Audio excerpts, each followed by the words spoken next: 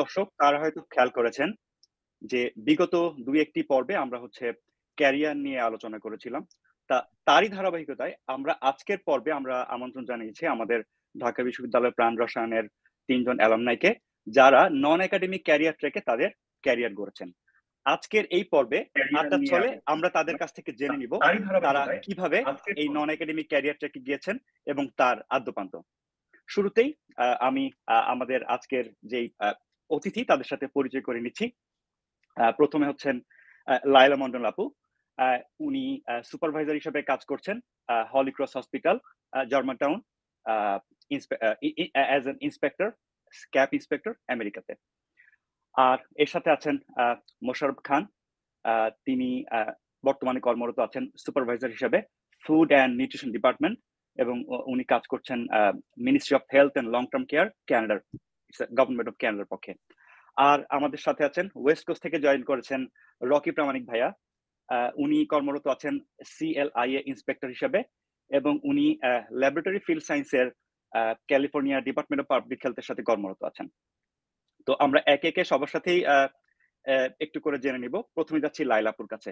লায়লা আপু, আ তো আ ১ম এই জেনে নিব যে আপনি যেখানে কর্মরত আছেন, আপনার মানে নিত্যদিনের কাজের রেসপনসিবিলিটি গুলো আপনি কি ধরনের কাজ আপনি করেন ওখানে?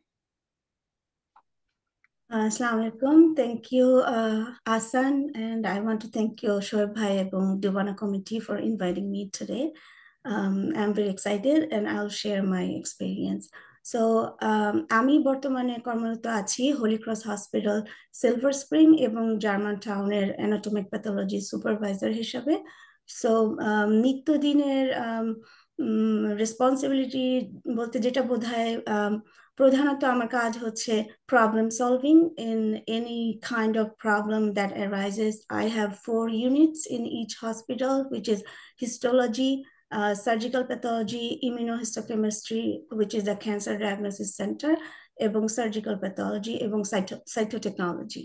So one of the major job is communication. So I have to communicate between my upper and lower level all colleagues, surgeons, pathologists, clinicians, doctors, lab professionals, all of them. And every day it's challenging and in different ways. Like we have instrument breakdown, we have instrument down for routine maintenance, we have call outs, sick leaves, vacations, all these things. So every day is a different day, and we just survive each day by day. ওকে, ধন্যবাদ আপু। আমরা এরপরে যাব মোশাররফ ভাইয়ের কাছে। মোশাররফ ভাই, আপনি যদি একটু বলতেন যে আপনার নিত্যদিনের জব রেসপন্সিবিলিটি গুলো আপনি কি ধরনের কাজ আপনার করতে হয়?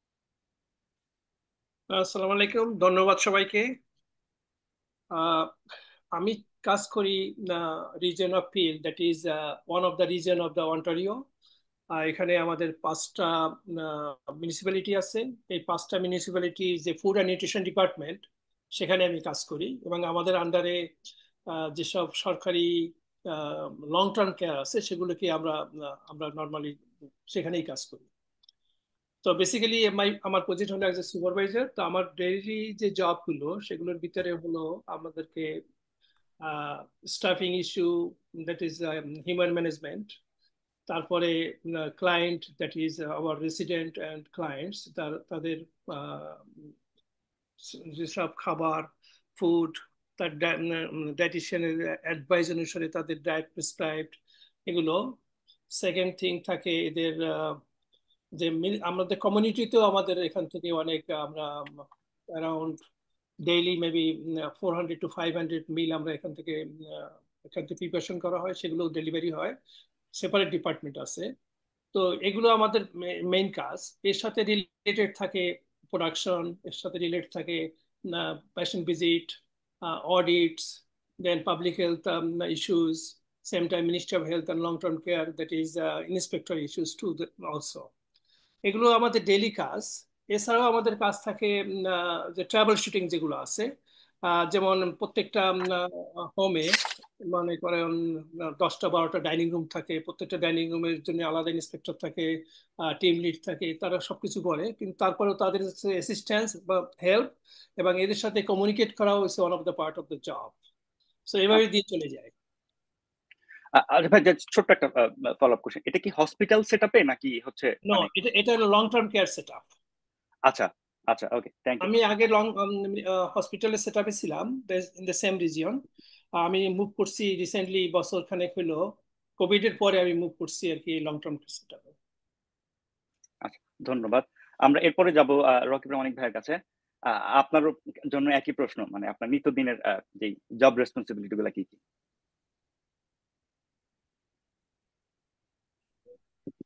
আসসালামু আলাইকুম।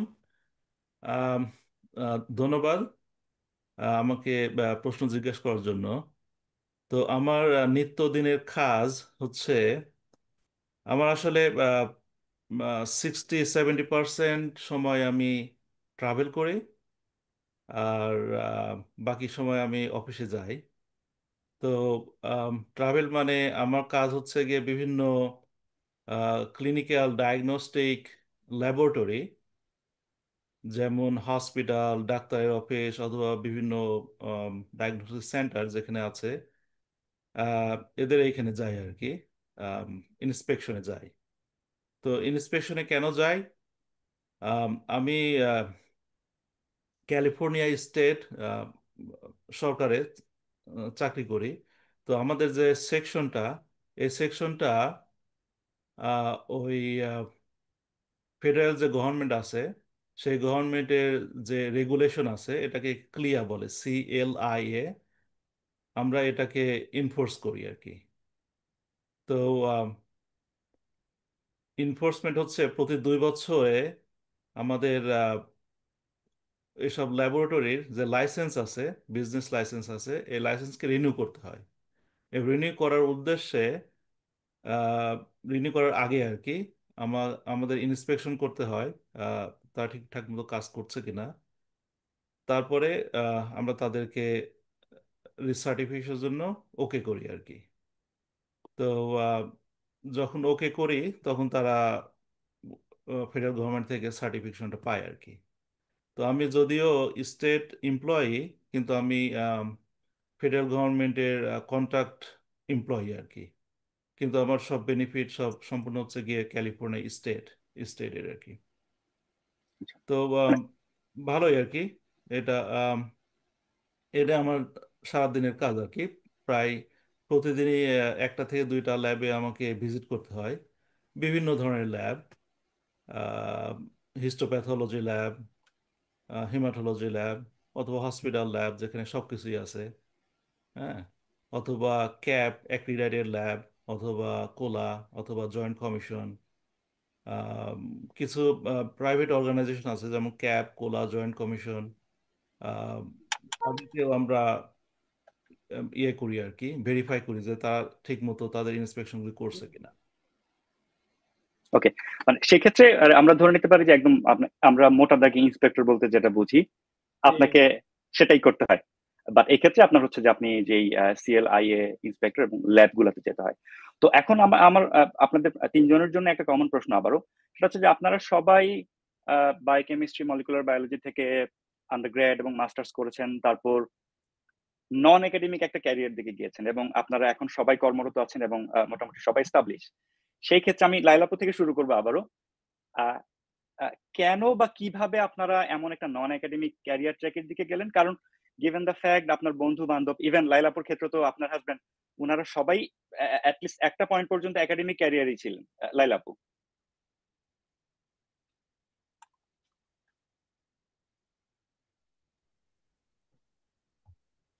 হ্যাঁ, থ্যাংক ইউ আহসান। হ্যাঁ, সেটাই যাচ্ছি। তো আমার মাস্টার্স হচ্ছে 99-এ, আর 99-এই আমি মিশিগানে চলে আসি। তো তারপরে যখন I had time to think about my career or education, it's already 4 years gone and I was not connected with anything. So তখন যেটা চিন্তা করলাম, it was in a spring 2004. So কি করা যায়? সো যেটা অরিজিনাল প্ল্যান ছিল, আমি GRE দিলাম এবং PhD প্রোগ্রামের জন্য মিশিগান স্টেট ইউনিভার্সিটিতে অ্যাপ্লাই করলাম। আর সেই সাথে ব্যাকআপ হিসাবে হিস্টোটেকনোলজি প্রোগ্রামে মিশিগান স্টেট ইউনিভার্সিটিতে অ্যাপ্লাই করলাম, which is a certificate program, and at the end of the program you sit for a national board exam and get your license. So whole summer আমি চিন্তা করলাম যে কোনটাতে যাওয়া যায়। I was accepted for both, but decision make করার জন্য যেটা আমি চিন্তা করলাম যে at that time আমার I had a 3-year-old and a newborn and a postdoc in the house. So to keep a peaceful and healthy family life, আমার কাছে মনে হলো যে একটা শর্ট টার্ম কিছু করাই ওই সময়ের জন্য বেটার হয়। সো আমি হিস্টোটেকনোলজি প্রোগ্রামে জয়েন করলাম এবং এটা কমপ্লিট করে আমি ন্যাশনাল লাইসেন্স নিয়ে আমার প্রথম জব হয় ক্যাপিটাল এরিয়া প্যাথোলজিস্ট ল্যাবরেটরিতে, which is a reference lab working for the local hospitals for their diagnosis process. তো ওইখানে আমি কয়েক বছর জব করলাম, তারপরে উই মুভ টু ফ্লোরিডা। তো ফ্লোরিডাতে আমি সারাসোরা মেমোরিয়াল হসপিটালে সার্জিক্যাল প্যাথোলজিতে জয়েন করলাম, যেটা ওইখানে যখন আমি ইন্টারভিউ দেই তখন ওদের 2টা পজিশন ওপেন ছিল, একটা হিস্টোলজিতে একটা সার্জিক্যাল প্যাথোলজিতে। তো surgical pathology is higher level job, so their salary is higher, আর ওদের টাইমিং ছিল 8টা 5টা, যেটা আমার জন্য বেটার স্যুট করে। সো আমি সার্জিক্যাল প্যাথোলজিতে জয়েন করি। And then 1 year later we moved to Maryland 2011. So তখন আমি হোলি ক্রস হসপিটাল আমার কারেন্ট জবে সার্জিক্যাল প্যাথোলজিতে লিড টেক হিসেবে আমি জয়েন করি, এবং আমার জবটা ছিল যে গ্রস ডাইসেকশন এবং dictation for all the surgical specimens. So যারা জানে না, হিস্টোটেকনোলজি হচ্ছে when the surgery ends, then the histotechnology work begins. You do everything to get to the diagnosis for the person whose specimen you're dealing with. So basically microscopic slide make করা হয় এবং প্যাথোলজিস্টরা read করে একটা diagnosis করে। তো হোলি ক্রসে যখন আমি join করি surgical প্যাথোলজিতে, like after 7-8 months, immunohistochemistry department এবং cytology department for some reason was shut down, and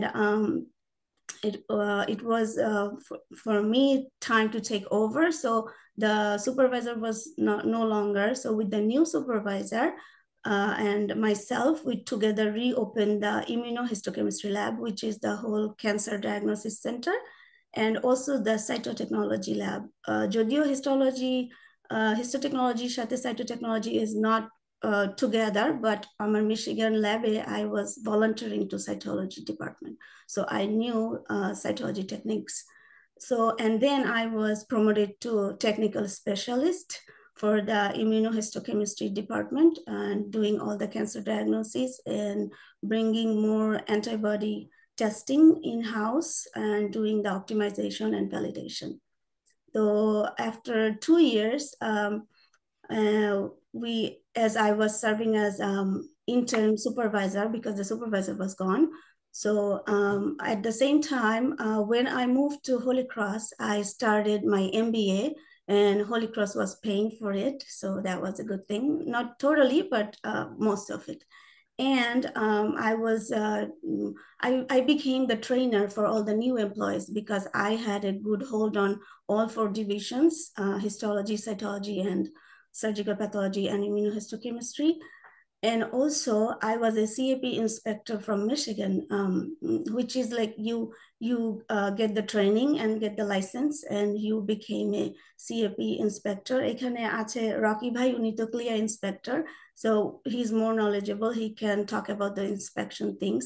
So you can be a CAP inspector as your primary job. Like I'm doing it as just a side work, but you can be a CAP inspector and inspect all day, every day, and that could be your primary job. So I had that CAP inspector role, and I was taking over all 4 divisions. And then at the time, we had Ki-67 and ECAD hearing, which are the breast cancer testing in-house, but we didn't have ER/PR and HER2 testing. So we were spending in a lot of money sending a specimen outside. Also, it was taking our time, delaying our diagnosis. So I offered them if I can bring them back, if I can lead the project and bring those tests in-house. And they let me lead that project, and I successfully bring the whole breast cancer testing panel back. And shortly after that, I was offered the supervisor position about 12 years ago. And still currently I'm serving the supervisor for Holy Cross Hospital Silver Spring. And then we had a sister hospital that started about 10 years ago in Germantown. And when that hospital was established, I was one of the person for their lab design and buying all the equipments and everything. I was involved in that process. So I was going back and forth just to help them out sometime. So after the corona in 2022, it came that they can no longer function by themselves. So they merged with us. And I got two hospitals with Holy Cross Silver Spring and Holy Cross Hospital Germantown. So the surgery happens in Germantown, but everything is shipped to our main hospital in Silver Spring. So right now, currently, I mean, both of them serve Kurti as a anatomic pathology supervisor. আমার original plan আসলে ছিল না এটা, but somehow I just get going and get here. And in a nutshell, that's all I do, and that's how I get here. Okay, thank you Apu for the like elaborative answer. So basically আমি যদি summary করতে চাই, বাসা বাড়িতে যারা postdoc আছে এরা খুব ঝামেলা করে, বুঝতে পারছি আপনার কথাতে, বা তৎকালীন পোস্টডক যারা ছিল এরা খুব ঝামেলা করতো। তো সেক্ষেত্রে আর কি যে আপনি তৎকালীন বাস্তবতার প্রেক্ষিতে আপনার কাছে মনে হয়েছে যে আমি এইটা করি মানে for the sake of family and wellbeing, এবং পরবর্তীতে you trusted your gut feelings এবং you took some steps and eventually you are here. Yeah, I mean, histotechnology is just the beginning. You get into histotechnology and you have 100 different ways that you can move along with that. This is not the end. This is how you get in. So anybody can think of that profession as a beginner and then can move wherever they want. Okay, thank you আপু। আমরা আসবো আপনার কাছে আবার। এখন একটু আমরা চলে যাব মোশাররফ ভাইয়ের কাছে। আপনি একটু আমাদেরকে বলবেন মানে আপনি কিভাবে বা কেন কিসের প্রেক্ষিতে আপনি এই প্রফেশনের জন্য বা কিভাবে আপনি একাডেমিক থেকে নন একাডেমিতে আপনার ট্রানজিশনটা কিভাবে ছিল? ভাই আপনি মিউট করা। মোশাররফ ভাই আপনি মিউট করা। আপনার স্পিকারটা মিউট করা আছে মোশাররফ ভাই। থ্যাংক ইউ, সবাইকে ধন্যবাদ। আমি একটু পিছনে যাব। আমি কিন্তু গ্রাজুয়েশন করি 1982-তে, সরি আমি মাস্টার্স করি 1982-তে। It's a long time. So I never worked as a biochemist in anywhere in the world. But যখন আমার পরীক্ষা শেষ হয় তখন অনেকেই হয়তো চিনবে না, হয়তো শোয়েব চিনবে, যে আমাদের প্রফেসর ছিল প্রফেসর আজিম চৌধুরী, মাইক্রোবায়োলজিস্ট। সে আমাকে একদিন বলে যে তুই কি করো? আমি বললাম তো আমি স্যার একটু পরীক্ষা শেষ হয়েছে, একটু ঘুরতে যাচ্ছি। বলে কালকে তুমি কামাল স্যারের সাথে দেখা করো, হ্যাঁ তো তুমি ওখানে কাজ শুরু করো, এরকম ঘোরাঘুরি চলবে না। তাই বললাম ঠিক আছে, তাহলে চাকরি হয়ে যাচ্ছে। তো পরের দিন কামাল স্যারের কাছে গেলাম, দেখা করলাম, বলে যে ঠিক আছে তুমি জয়েন করো।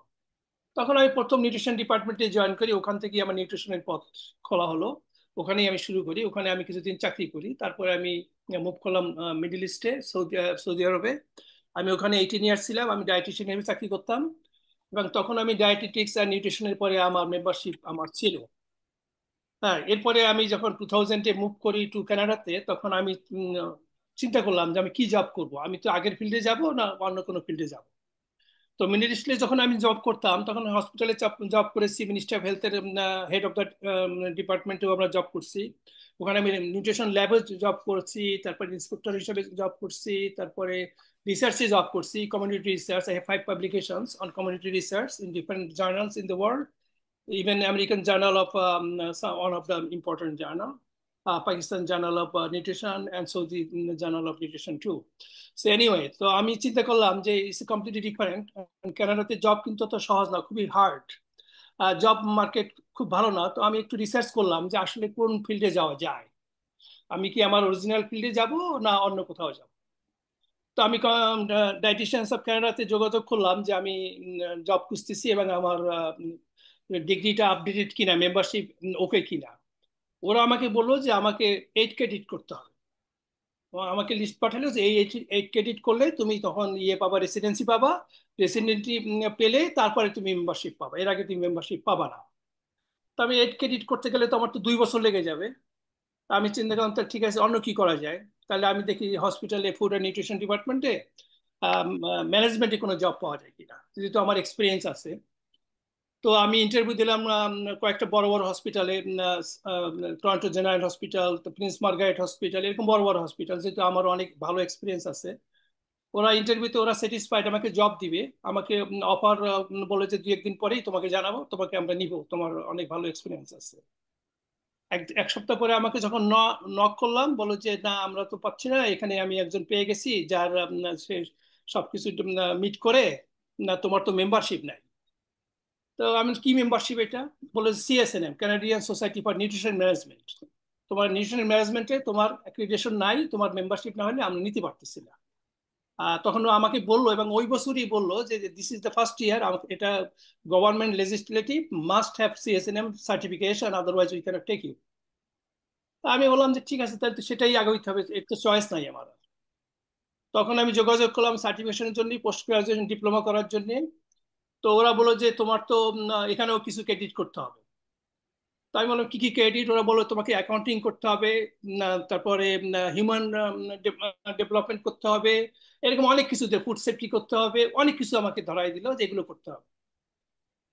তো আমি ঠিক আছে, তাহলে প্রোগ্রামই করি। প্রোগ্রামে অ্যাডমিশন নিলাম, অ্যাডমিশন দিল, অ্যাডমিশন হওয়ার সাথে সাথে আমি জব পেয়ে গেলাম। অবশ্য আমার প্রোগ্রাম শেষ হওয়ার আগেই জব পেয়ে গেছি, যেহেতু আমার এক্সপিরিয়েন্স ছিল।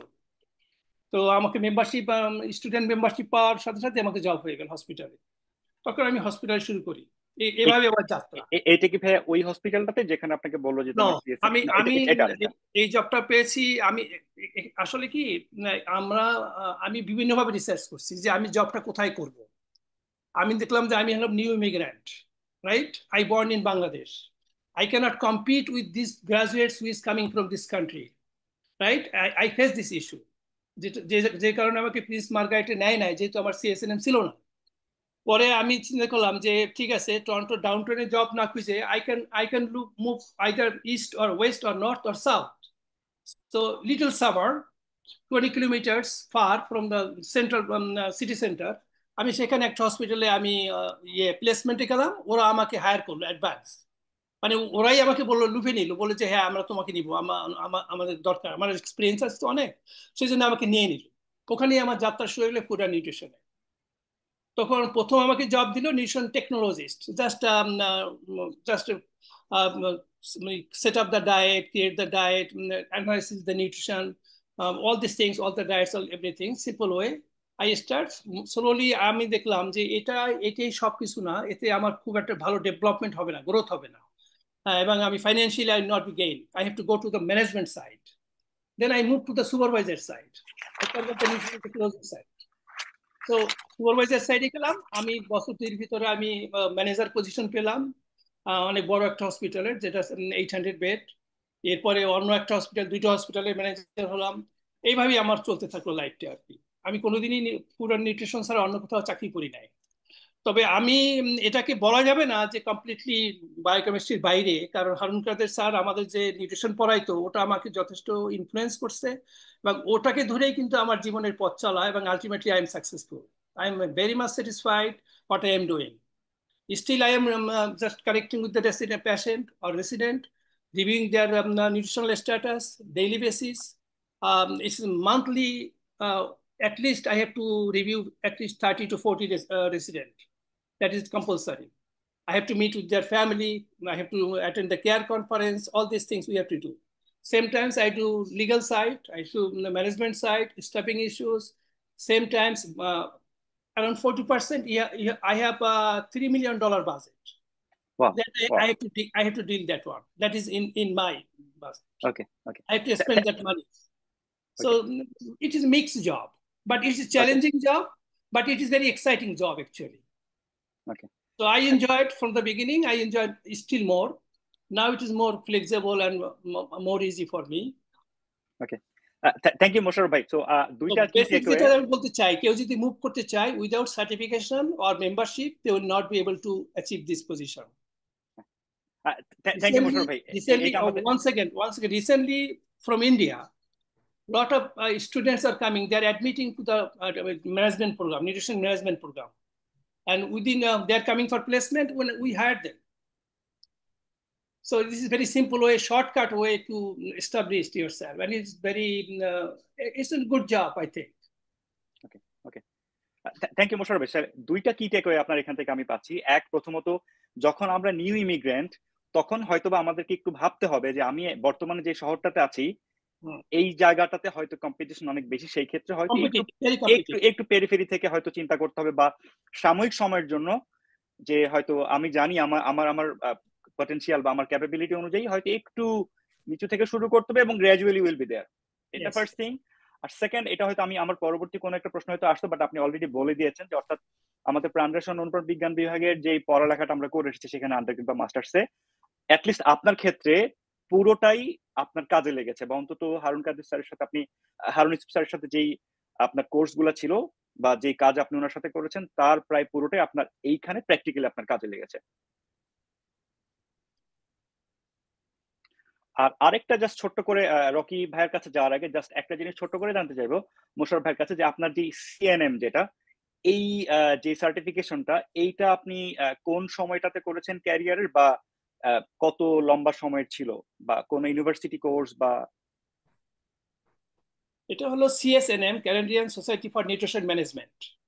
আচ্ছা আচ্ছা আমেরিকাতে যারা আছে American society of nutrition management তাদেরকেও এই মেম্বারশিপটা নিতে হবে যদি এই সুপারভাইজার হিসেবে জব করতে চায় আর কি তো এটা করতে গেলে ওই যে আমি বললাম এটা বাংলাদেশ থেকে যতই এডুকেশন পিএইচডি করে আসলেও কোনো কাজ হবে না এখানকার যে রিকোয়ারমেন্ট সেটাকে ফুলফিল করতে হবে এবং এটার জন্য আমি যেটা পোস্ট গ্রাজুয়েশন ডিপ্লোমা যেটা করছি এটা 2 ইয়ার্স আচ্ছা 2 ইয়ার্স এবং বর্তমানে আপনি যেটা বললেন যে ভারত থেকে অনেক ছাত্রছাত্রী আসছে তাদেরকে আপনারা প্লেসমেন্ট দিচ্ছেন তাদেরকে কি এই সিএসএনএম কোর্সটা এই প্লেসমেন্টের পরে করতে হয় না আগে করতে হয় নো প্লেসমেন্টটা এই 2 ইয়ার্স এর ভিতরে প্লেসমেন্ট আচ্ছা 2 ইয়ার্স এর ভিতরে প্লেসমেন্ট এখানে কিছুদিন থাকে ক্লিনিক্যাল প্লেসমেন্ট কিছু থাকে অ্যাডমিনিস্ট্রেটিভ প্লেসমেন্ট দুটো প্লেসমেন্ট থাকে এখান থেকে তারা চুজ করতে পারে তারা ক্লিনিক্যাল সাইডে যাবে না অ্যাডমিনিস্ট্রেটিভ সাইডে যাবে এখান থেকে তারা বোথ নলেজ তাদের থাকে আর কি আচ্ছা আচ্ছা থ্যাংক ইউ মোশাররফ ভাই আমরা একটু আবার এই প্রোগ্রাম কিন্তু ভেরি সিম্পল এটা ঘুমাই ঘুমাই পাস করা যায় হ্যাঁ এবং আমি আমি আমি তো আমার সাথে ইউনিভার্সিটি গ্রাজুয়েট ছিল এখানে ইয়র্ক ইউনিভার্সিটি টরন্টো যারা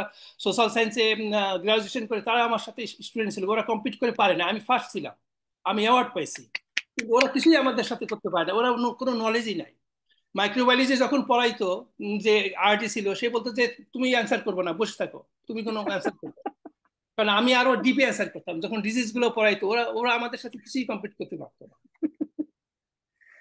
না তার মানে এটাও বোঝা যায় যে মানে বায়োকেমিস্ট্রি থেকে আমরা যা শিখেছি খুবই ভালো কাজে লেগেছে এখানে হ্যাঁ অবশ্যই কাজ তবে আমি অ্যাকাউন্টিং এর প্রোগ্রাম করতে হয়েছে আমাকে অ্যাকাউন্টিং এর প্রোগ্রামটা আমাকে মাস্ট করতে হয়েছে 3 মাসে একটা প্রোগ্রাম করতে হয়েছে আচ্ছা থ্যাংক ইউ মোশাররফ ভাই আমরা একটু রকি ভাইয়ের কাছে যাবো আবার আপনার ক্ষেত্রে আপনার যেই ক্যারিয়ার ট্রানজিশনটা বা সার্টিফিকেশনটা বা আপনি কিভাবে এই ট্র্যাকে আসলেন এটা যদি আমাদেরকে একটু ব্রিফলি বলেন ধন্যবাদ আসলে আমার যাত্রা শুরু হয় ভেরি সিম্পল ভাবে বায়োকেমিস্ট্রি পড়েছি পাশ করেছি কিন্তু আমার আবার ওই মোশাররফ ভাই যেমন কাজ করতে চাচ্ছিল না আমার একটু অন্যরকম আর কি আমি ওর কাজে খুব ব্যস্ত ছিলাম আর কি, কাজ করতে আগ্রহী ছিলাম তো এমনকি আমার মাস্টার্সের রেজাল্টের আগেই আমি বাংলাদেশে বায়োকেমিস্ট্রি হিসাবে চাকরি শুরু করি পরে প্রায় 1 বছর পরে আমি তখন জাপান থেকে পিএইচডি পাই পিএইচডি স্কলারশিপ পাই আর কি মন বসু তখন জাপানে যাই পিএইচডি করতে তো পিএইচডি এর পরে আমার প্রফেসর বলছিল তুমি বাংলাদেশে ঘুরে যাও যাই বাংলাদেশে উন্নতি করো হ্যাঁ আমার প্রফেসর তোমাকে রিকমেন্ডেশন দেবেই না কোথাও যাওয়ার জন্য কেউ দেখলো বুঝতে পারলো যে না আমি আম, আমি আসলে রিসার্চ করতে চাই আমি বললাম যে বাংলাদেশে গেলে তো রিসার্চের সুযোগ নাই আমি রিসার্চ করতে চাই তো তখন সে রিকমেন্ডেশন দিল তো একই আশা আকাঙ্ক্ষা যে রিসার্চ করে নোবেল প্রাইজ পেয়ে যাব তো এই উদ্দেশ্যে আসা আমেরিকাতে আসা আমেরিকাতে এসে রিসার্চ শুরু করলাম তো রিসার্চ করে দেখলাম যে ভালোই লাগে রিসার্চ করতে, কিছু ডেভেলপ, নতুন কিছু আবিষ্কার করলে ভালোই লাগে। কিন্তু সমস্যা হচ্ছে রিসার্চ করতে অনেক টাকা পয়সা লাগে, অনেক খরচ, এবং এই পয়সাটা পাওয়াটা অনেক কষ্ট। তো স্যালারি যেটা দেয় তাতে একজনের হয়তো চলা যায়, একটা ফ্যামিলির চলা যায় না।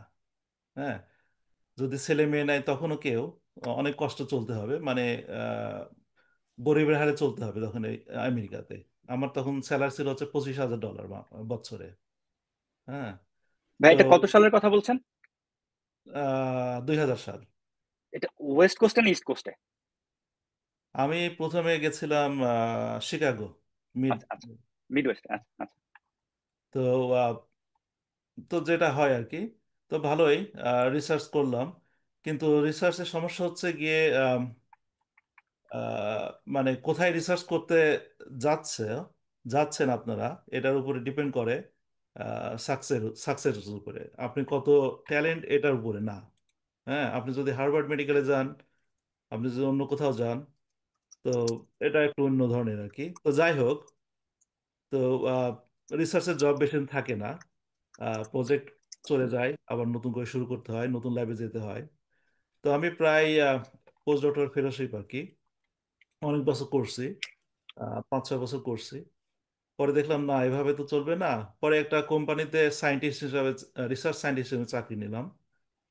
ওটাই আমার লংগেস্ট রিসার্চ চাকরি ছিল আর কি, প্রায় 5 বছর মতো। ওই কোম্পানিটা পরে বিক্রি হয়ে যায়। পরে আমি আর ওখানে থাকতে পারি নাই।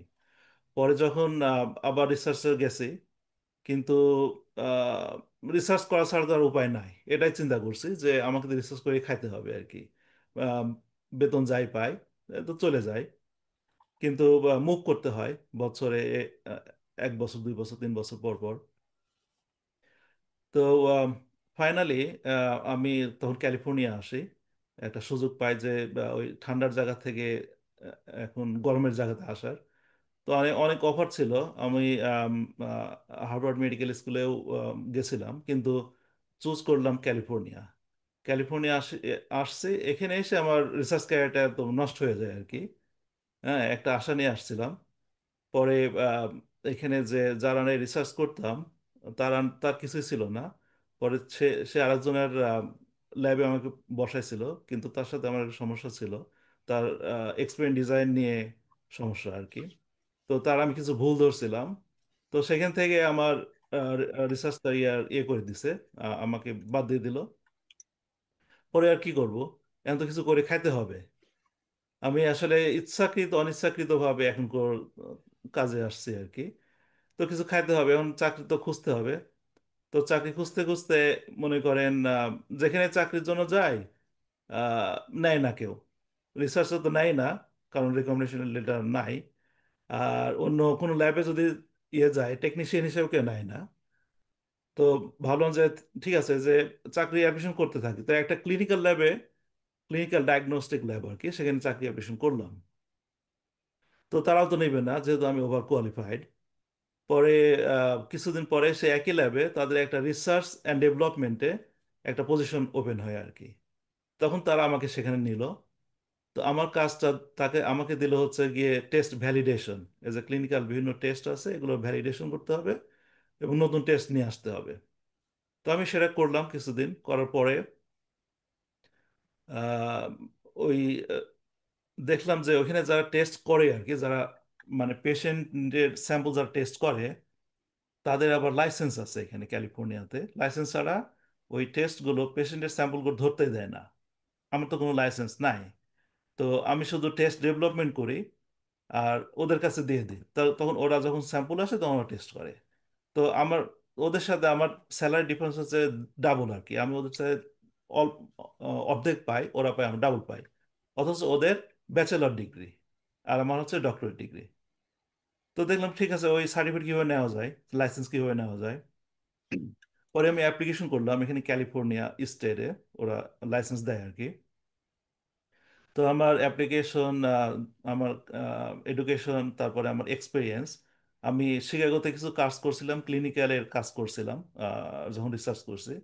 তো সেই এক্সপিরিয়েন্স দেখে আমাকে ওরা একটা লিমিটেড লাইসেন্স দেয়। সেটা লিমিটেড হচ্ছে গিয়ে মলিকুলার বায়োলজি, মলিকুলার। তো আমি মলিকুলার বায়োলজির কাজ করতে পারবো আর অন্য কাজ করতে পারবো না। বললাম, ঠিক আছে দেন। তো এটা ভাই দিলাম। জাস্ট আমি একটু পজ করবো আপনাকে, জাস্ট ছোট্ট একটা এখানে ফলো আপ কোয়েশ্চেন।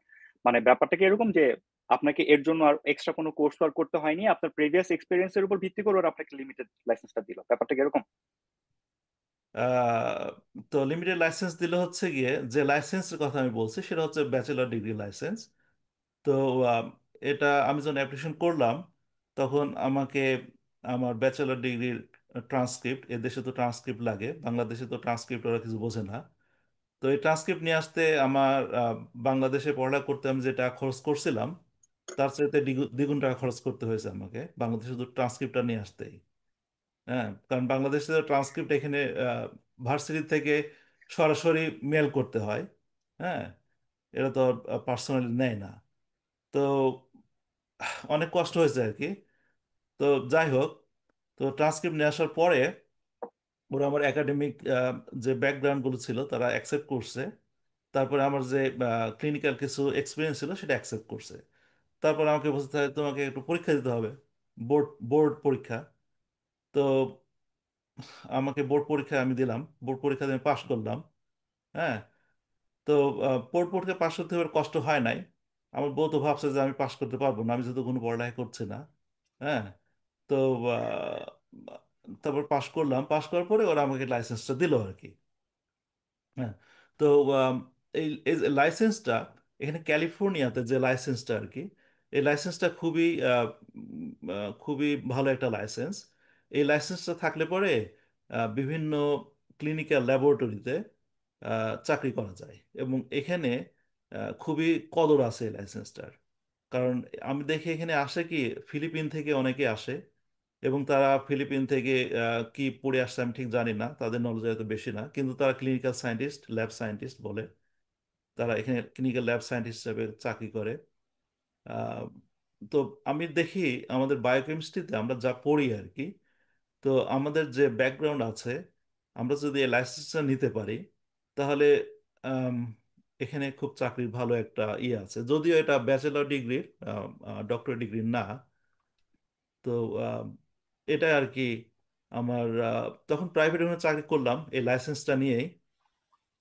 পরে বা পরে এটাও দেখে যে ব্যবসা তো, ক্লিনিক্যাল একটা ব্যবসা ব্যবসা এই বন্ধ হয়ে যায়, ছোট ছোট ল্যাব। হ্যাঁ, কেউ একটা ল্যাব ওপেন করে, 2 বছর পর বন্ধ হয়ে যায়, হয়তো ব্যবসা পায় না। তো এইভাবে আমাকে আবার 2-3 জায়গাতে চাকরি করতে হয়েছে। তো ভাবলাম যে না, এটা তো করে ভালো না। তো দেখি কোনো স্টেবল চাকরি পাই কিনা। তো এখানে ক্যালিফোর্নিয়া স্টেটে একটা সার্কুলেশন দেখলাম যে এদের একটা সরকারি চাকরি আছে। তো আমি পরীক্ষা দিলাম। তো পরীক্ষা দিয়ে ওরা লিস্ট তৈরি করে কি সিভিল সার্ভেন্ট ইয়ে আর কি, চাকরি, জব আর কি। তো আমি পরীক্ষা দিলাম, পরীক্ষা দিয়ে ওদের লিস্টে থাকলাম, 1 বছর মতো ওয়েট করলাম। পরে একদিনকে আমাকে ইন্টারভিউতে ডাকলো। ইন্টারভিউতে ডাকার পরে কিছুদিন পরে আমাকে চাকরি দিল আর কি, মানে ইন্সপেক্টর হিসাবে, ক্লিয়ার ইন্সপেক্টর। যেহেতু এটা পাইছে কিভাবে, যেহেতু আমার একটা লাইসেন্স আছে। হ্যাঁ, এবং আমি যেহেতু ল্যাবরেটরিতে চাকরি করি, আমি তখন ম্যানেজার ছিলাম আর কি, ল্যাব ম্যানেজার ছিলাম। তো তখন আমাকে এই চাকরিটা দিছে আর কি। ভাইয়া প্রথম যে লাইসেন্সটা আপনি নিলেন ওইটার নাম কি? আমি ভাবছিলাম যে ওইটাই বোধহয় ক্লিয়া, মানে সিএলআই, বাট প্রথমটা তাহলে অন্য আরেকটা লাইসেন্স, ওইটার নাম কি ছিল? না, ক্লিয়ার হচ্ছে গিয়ে একটা ফেডারেল রেগুলেশন, এটা হচ্ছে গিয়ে একটা রেগুলেশন, এটা হচ্ছে একটা সেকশন আর কি। আহ, তো লাইসেন্স হচ্ছে গিয়ে এটা আমাদের ক্যালিফোর্নিয়াতে বিভিন্ন, এখানে যে ল্যাবগুলি আছে এই ল্যাবগুলিতে কাজ করতে গেলে এদের যারা কাজ করে পার্সোনাল যারা, তাদের লাইসেন্স দরকার। একটা হচ্ছে ব্যাচেলার ডিগ্রি লাইসেন্স, আর একটা হচ্ছে গিয়ে ল্যাব ডিরেক্টর লাইসেন্স। ওকে, তো ব্যাচেলার ডিগ্রি লাইসেন্স যারা, তারা হচ্ছে গিয়ে এই লাইসেন্সগুলি নেয়। আর যারা ল্যাব ডিরেক্টর চায় তাদের হচ্ছে ডক্টর, এমডি অথবা পিএইচডি লেভেলের লাইসেন্স আর কি। তো আমি যেহেতু ব্যাচেলার ডিগ্রি লেভেল লাইসেন্স, এই লাইসেন্সটা হচ্ছে গিয়ে আম, এদের বিভিন্ন স্পেশালিটি সাব স্পেশালিটি আছে। তো আমাকে দিচ্ছে হচ্ছে লিমিটেড লাইসেন্স, একটা স্পেশালিটি যেমন মলিকুলার। তাহলে মানে আমি হচ্ছে গিয়ে ডিএনএ টেস্ট করতে পারবো, আরএনএ টেস্ট করতে পারবো, মলিকুলার টেস্ট যেগুলো সেগুলো করতে পারবো। হ্যাঁ, আর যাদের আছে জেনারেল লাইসেন্স, যে সব এরিয়াতে টেস্ট করতে পারবে, তারা হেমাটোলজি টেস্ট করতে পারছে, মাইক্রোবায়োলজি টেস্ট করতে পারবে, ইমিউনোলজি টেস্ট করতে পারবে, মলিকুলার টেস্ট করতে পারবে, তাদের একটা জেনারিস্ট লাইসেন্স। আবার কিছু লাইসেন্স আছে যেমন সাইটোলজি, তারা শুধু সাইটোলজি টেস্ট করতে পারে। আর আমাদের এখানে হিস্টোপ্যাথোলজির কোনো লাইসেন্স নাই। হ্যাঁ, হিস্টোপ্যাথোলজি এখানে এক্সপিরিয়েন্স হলে পাবে আর কি। তো এটাই লাইসেন্স আর কি। আর ভাইয়া এই লাইসেন্সিং গুলার ক্ষেত্রে কি এটা কি আপনারা মানে ইউনিভার্সিটি থেকে নিতে হয় নাকি পার্টিকুলার কোনো বোর্ড আছে? সেক্ষেত্রে মানে ওই বোর্ড বা সার্টিফিকেশন বোর্ডটার নাম কি? মানে ধরেন আমাদের যারা অডিয়েন্স আছে বা ইভেন যারা হয়তো ফিউচারে দেখবে এই এপিসোডটা, তারা কোন অথরিটির সাথে যোগাযোগ করবে এই সার্টিফিকেশন গুলোর জন্য? তো এই লাইসেন্স লাইসেন্স হচ্ছে গিয়ে, আমি এখন যে ডিপার্টমেন্টে কাজ করি, আমাদের এই ডিপার্টমেন্টে এই লাইসেন্সটা দেয়। এটা হচ্ছে গিয়ে সরকার থেকে দেয় আর কি লাইসেন্সটা। ড্রাইভিং লাইসেন্স যেমন সরকার দেয়। হ্যাঁ, তো এটা হচ্ছে গিয়ে এই কাজের জন্য এই ক্যালিফোর্নিয়া স্টেট এটা সিস্টেম তৈরি করছে যে সরকার এই এদেরকে লাইসেন্স দিবে। যেমন সরকার লাইসেন্স দেয় মেডিকেল ডক্টরদেরকে। হ্যাঁ, তো এখানকে এই কাজের জন্য সরকার এগুলি লাইসেন্স দিবে। এখন এই সরকারই এগুলি ডিসাইড করে কিভাবে লাইসেন্সটা তারা দিবে। তো ডিপার্টমেন্ট অ্যাপ্লিকেশন করতে হয়, তারপরে আপনার আপনার কোয়ালিফিকেশন এক্সপিরিয়েন্স এগুলি দিয়ে করে আর কি। তো মেইনলি কিছু কিছু কোর্স রিকোয়ারমেন্ট আছে যেগুলো আমরা বায়োকেমিস্ট্রি আমরা পড়ি, কিন্তু আমাদের অনেক কিছু আবার নাই। মানে আমি আমি লিমিটেড লাইসেন্সের জন্য আমরা ঠিক আছি, যেমন আমরা কেমিস্ট্রি লাইসেন্স পাবো। হ্যাঁ, মলিকুলার লাইসেন্স হয়তো পাইতে পারি, কিন্তু আমরা হেমাটোলজির লাইসেন্স পাবো না, আমরা মাইক্রোবায়োলজির লাইসেন্স পাবো না। হ্যাঁ, অথবা আমরা অল এরিয়া, এটাকে বলে জেনারেলিস্টের লাইসেন্স আমরা পাবো না। হ্যাঁ, তো আমরা আমরা যদি আমাদের বায়োকেমিস্ট্রিতে আমরা যদি হেমাটোলজি, মেডিকেল মাইক্রোবায়োলজি এসব কোর্সগুলি যদি আমরা ইনক্লুড করি, তাহলে জেনারেলিস্টের লাইসেন্স পাবো। আর জেনারেলিস্টের লাইসেন্স পেলে হয় কি, এখানে চাকরির অনেক আছে, ডিমান্ড আছে। কারণ লিমিটেডের তো লিমিটেড চাকরি, আর জেনারেলিস্টের তো সবকিছু চাকরি। হ্যাঁ, সবকিছু করতে পারবে। তো এটা এটা হচ্ছে ক্যালিফোর্নিয়ার সিস্টেম। আর হোল আমেরিকাতে কিছু কিছু স্টেট আছে যে স্টেট লাইসেন্স দেয়, আবার অধিকাংশ স্টেটে তাদের কোনো নিজস্ব লাইসেন্স নাই। তো সেখানে আমেরিকাতে কিছু বোর্ড আছে প্রাইভেট, এই বোর্ডগুলো এরা সার্টিফিকেট দেয়। হ্যাঁ, যেমন এএসসিপি, তারপর এই ধরনের কিছু এএবি, এবিবি, এ ধরনের কিছু বোর্ড আছে। তারা বিভিন্ন লেভেলের সার্টিফিকেট দেয়, ব্যাচেলর ডিগ্রি লেভেলের সার্টিফিকেট দেয়, অথবা টেকনিক্যাল সুপারভাইজার সার্টিফিকেট দেয়, অথবা ডক্টরেট লেভেলের সার্টিফিকেট দেয়, যারা ল্যাব ডিরেক্টর করতে পারবে। হ্যাঁ, তো আম, যারা এই সার্টিফিকেট নিতে গেলে কিছু কিছু কোর্স রিকোয়ারমেন্ট দরকার হয়, যেমন যারা ল্যাব ডিরেক্টর হবে তাদের পিএইচডির সাথে সাথে তাদের আবার ক্লিনিক্যাল এক্সপিরিয়েন্স থাকতে হয়, 2-3 বছরের কোর্স করতে হয়। অথবা আমরা যখন পোস্ট ডক্টরাল ফেলোশিপ করি পিএইচডির পরে, হ্যাঁ, তো এই ধরনের কিছু 2 বছর হয়তো ফেলোশিপ করলো ওই স্পেসিফিক এরিয়াতে ক্লিনিক্যালে। কেউ যদি কেমিস্ট্রি করে, অথবা কেউ যদি মলিকুলার করে, অথবা কেউ যদি হেমাটোলজি করে, অথবা এই ধরনের মাইক্রোবায়োলজি করে।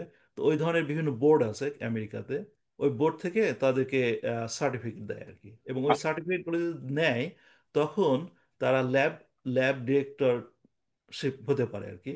যেমন আমি যদি এখন ল্যাব ডিরেক্টরশিপ করতে যাই, আমার সেই সার্টিফিকেট নাই, যদিও আমার পিএইচডি আছে, আমার একাডেমিক ডিগ্রি, আমি সেই বোর্ডে যোগাযোগ করছিলাম এবিপিতে, এবং তারা আমার পিএইচডিকে সার্টিফাই করছে, কিন্তু আমার যেহেতু আহ, ওই কোর্স নাই, আমাকে ওরা সার্টিফিকেট দেবে না। কিন্তু আমাকে করতে হবে কি, আমাকে 4 বছর অন্তত এক্সপিরিয়েন্স নিতে হবে, তারপরে ওরা।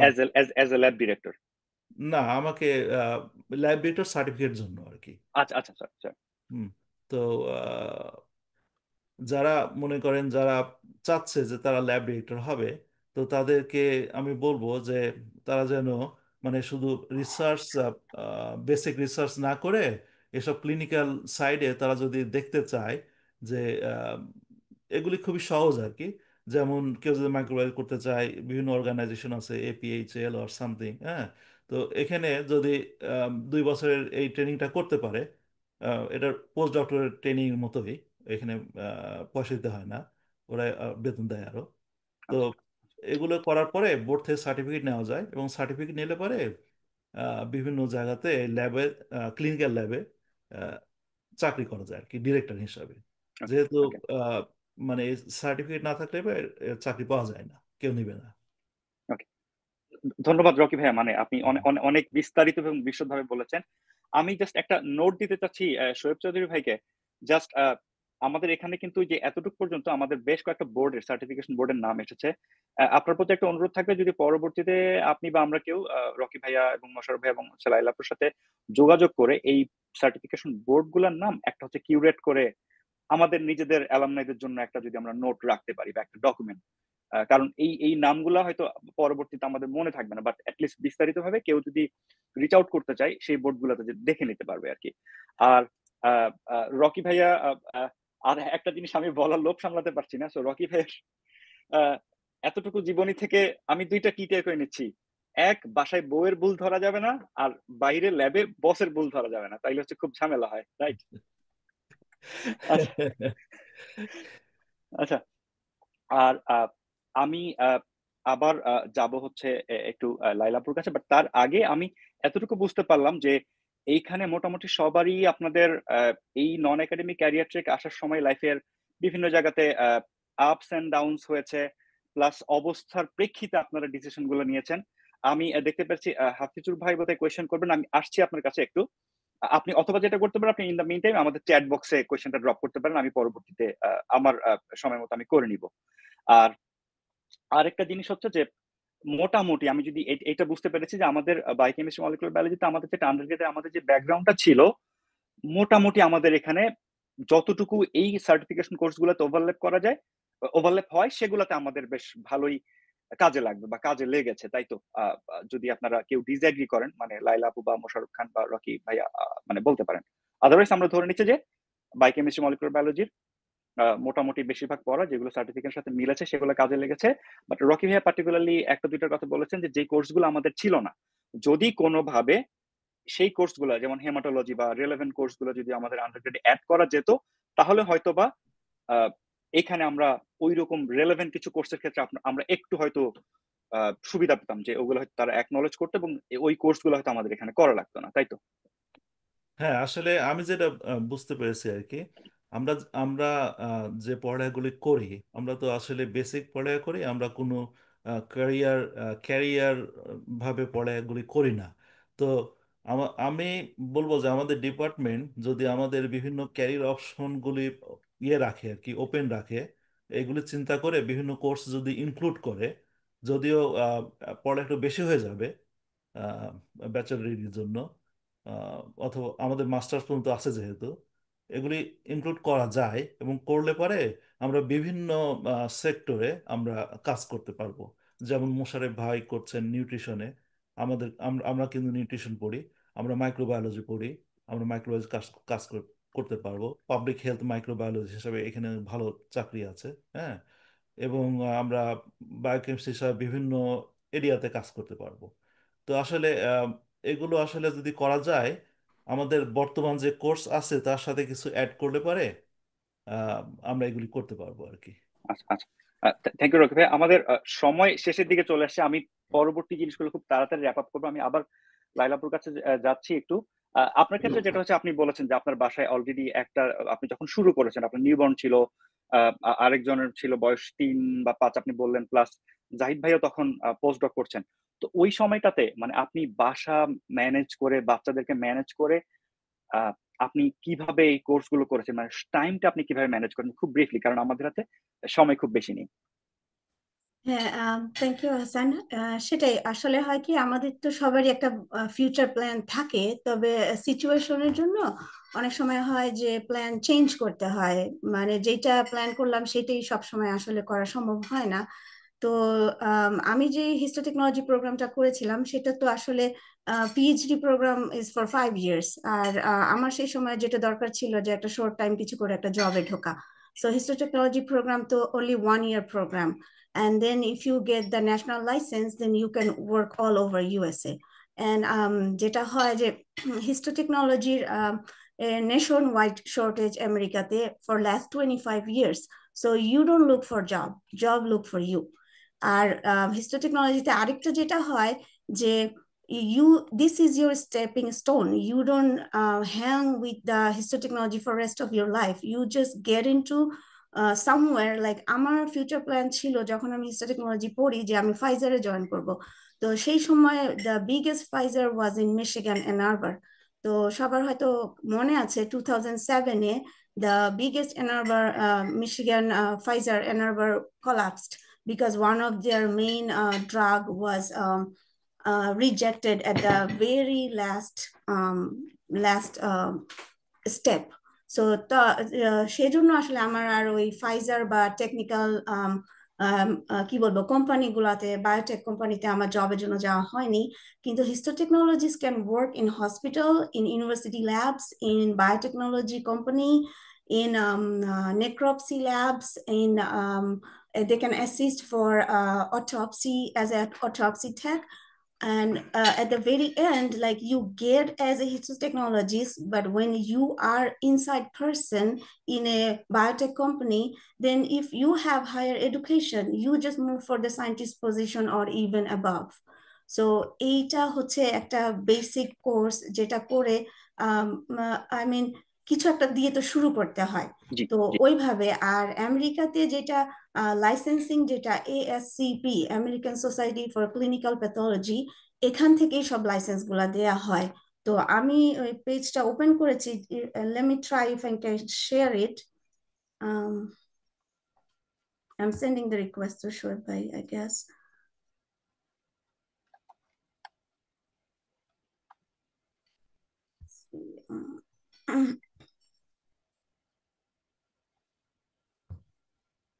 You should have the option. Okay, let me see where.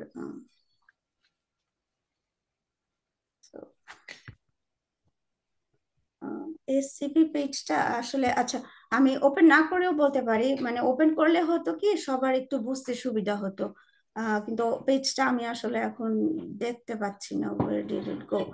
So SCP, if you go to SCP, you open your account and then you go to BOC, Board of Certification, and under Board of Certification there is US certification. So US certification under এখানে থাকে যে technologist licence, technician licence, specialist licence এবং diplomate licence. It's all in one page. Like technician license will be like histotechnology, medical technology, phlebotomist, and technologist license will be like blood bank, cytotechnology, hematology, chemistry, histotechnology, molecular biology, microbiology. Our specialist position, all of them as a specialist. Our diplomats হচ্ছে diplomate in microbiology and immunology. আর আরেকটা যেটা আছে PA, সে PA-টা আমি পরে discuss করব। But all this certification for a biochemist from Dhaka University or a person with a bachelor in science can just get a job with their bachelor degree, and if they can relate their work like 2 years experience in the field. তো আমাদের তো আসলে যেটা Rocky ভাই বললো যে blood banking বা haematology ওগুলা তো আমাদের কারিকুলামে নেই, কিন্তু microbiology, molecular biology, flow cytometry এগুলা if you can relate 2 years of experience, if you can provide 2 years of experience and your bachelor degree, you can get a job in nearby hospital or other places. So এখন যেটা যে এই জবগুলা যদি some of the state in USA like New York, California, Florida, Michigan, এইগুলা জায়গায় you have to have a license, you cannot work without license. But কিছু state আছে যেখানে লাইসেন্স দরকার হয় না. So if you are in a state that you don't need a license, you can just provide your bachelor degree and your experience in the related field, you can get a job. But if you are in a state that needs a license, then you are eligible to sit for a board exam. So you can provide the same all these documents and you can sit for national board exam and get the national license. অনেক সময় যেটা হয় যেমন state of Maryland, you don't need a license, but Holy Cross Hospital microbiology department, the supervisor will not hire a person without a license. But other hospitals like Children's Hospital or other hospitals যেখানে আমাদের senior অনেক biochemist ভাইরাও job করছে microbiologist হিসাবে, you don't need a license. So সব ধরনের সুযোগই আছে। So wherever you are and whatever your situation is, you just deal with that situation with what you have. So if you're working in flow cytometry, if you have 2 years of experience, you can relate, you can be a flow cytometry specialist and you can get a license, or you can get a job that state that doesn't need a license. So আমি সবাইকে যেটা বলবো, go to ASCP page and check out the BOC, and under BOC there is US certification, and that's where you can get all the information. Okay, thank you আপু, খুবই informative ছিল। এবং একই সাথে আমার মনে হয় আমি একটা সাপ্লিমেন্টারি অ্যান্সার পেয়ে গিয়েছি। আপনি যেটা বললেন যে এই সার্টিফিকেশন গুলো থাকলে আমাকে জব খুঁজতে হবে না, জব আমাকে খুঁজে নিবে। তার মানে আমি ধরে নিচ্ছি এই পার্টিকুলারলি এই ফিল্ডটা স্যাচুরেটেড না, তাই তো? Medical field আমার তো আসলে অরিজিনাল প্ল্যান ছিল না, as I already mentioned, but medical field is always like you have like the other things I didn't mention, that these are high salary job, very high salary job. Also you some of the institute, they will pay for your education, so you get into the job and you make them pay for your higher education, whatever you want to get. Also, they have very excellent benefits. Healthcare has the best benefit you can think of, like the insurance and retirement. Maybe you are paying the same monthly payment for your insurance, but it covers a lot more thing than other people's insurance. Our hospital arekta subida, you have flexible hours, like you can choose your shift. Also, if you work in the weekend or before or after hours, you get nighttime differential, weekend differential. So you can do one job and get paid for 1.5 times. So like there are so many options and opportunities. All you need to know like where to go and how to do that. So কেউ যদি more information চায়, I'm always open. I can give them whatever I know or whatever I have in my hand. And also like if you are in healthcare, it's a safe job, it's a permanent job.